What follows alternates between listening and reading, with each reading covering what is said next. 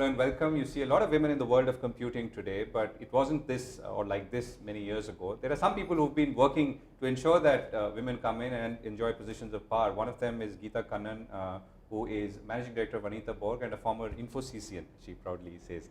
Geetha, thank you very much for speaking with us. So what made you focus on this cause at a larger level? And then we'll come to the specific of what you're doing today. See, when I was at Infosys, we were looking at ways and means where we could be more inclusive. And one of the first things, this is a favorite quote that I'm borrowing from ex-boss of mine who was an Australian.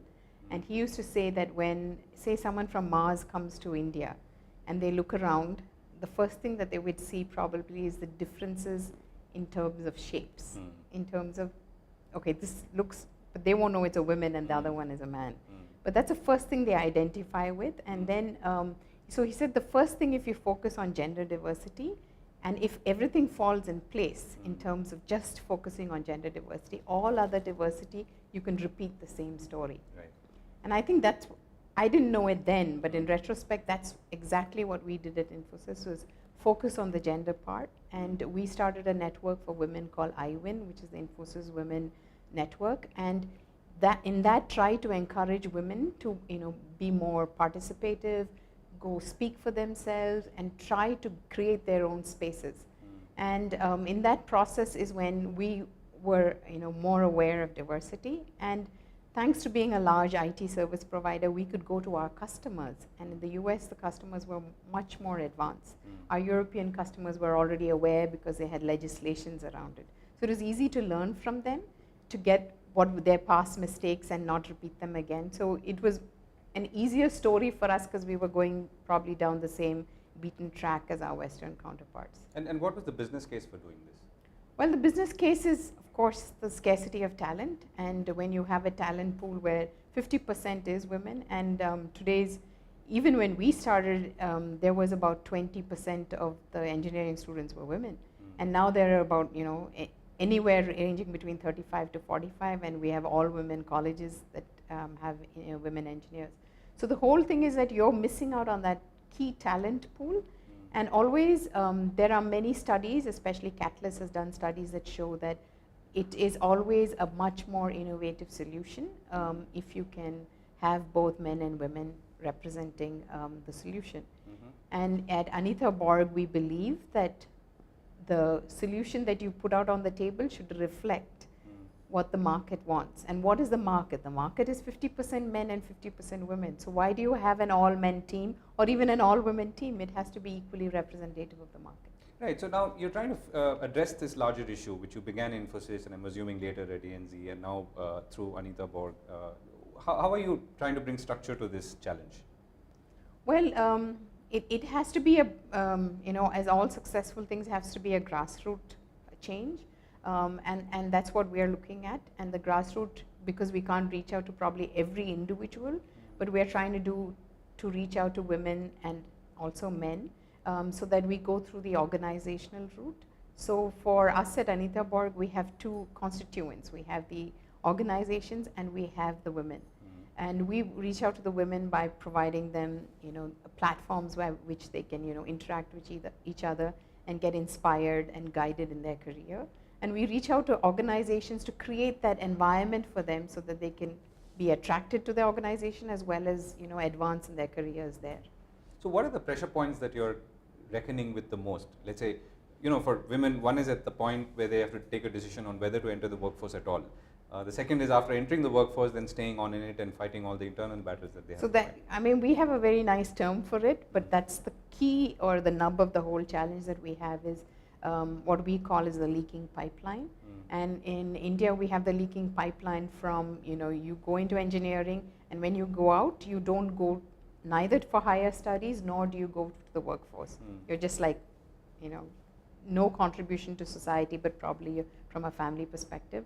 And then there's another leaking pipeline is when you're 2 years in your work, there are certain changes that happen in your personal life and you drop off. And then of course, when you're 5 years in your career, there are other, family pressures that make you drop off. So every stage of the career, we find that women are leaving the workforce.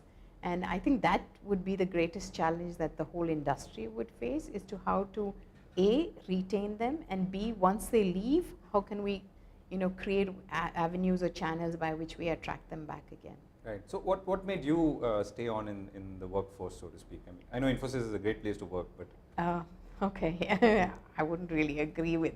I mean, it's okay in a way. It's the choices you make. But talking to women here, if they hear that it's the choice I made to continue, would not be probably the best way to say it. So the thing is, I think the whole Indian IT industry has thrived with outsourcing. So all the large multinationals in the US and Europe have outsourced to India. So why can't we use the same knowledge of outsourcing that we have to outsource in our own homes?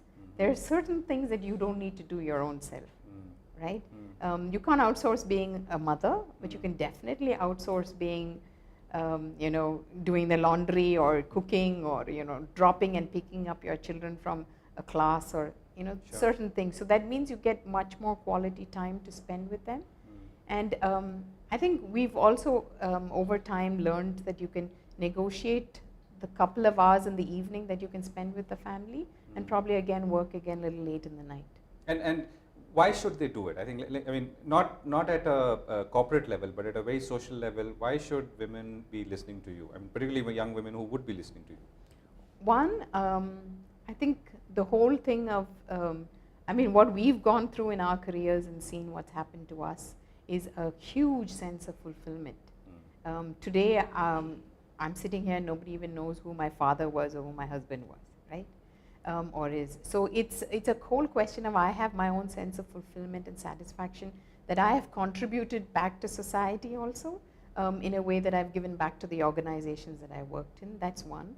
The second one is that I think we are all wakening up to the fact of economic and financial independence. And I'm not saying this in a very negative way that I should have my own bank account or anything, but it just means that I can hop into my car and drive around the way I want. And I think that gives me a huge sense of a foundational strength. And I may never use it, but it gives me the strength to continue and probably even deal with the day-to-day pressures that we have in a family is just because you're working. Because the way you dealt with it in corporate is probably a way you can deal with it at home.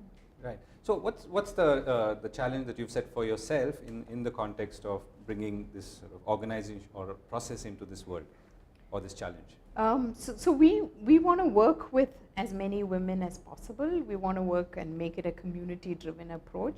So it becomes a movement by itself. So it need not have a platform, it need not have an organization like Anita Borg, but each person in the women in computing that we're touching themselves will then create a ripple effect, and we'd spread a movement that will ensure that everybody gets that fulfillment in life that most of us have got in our careers.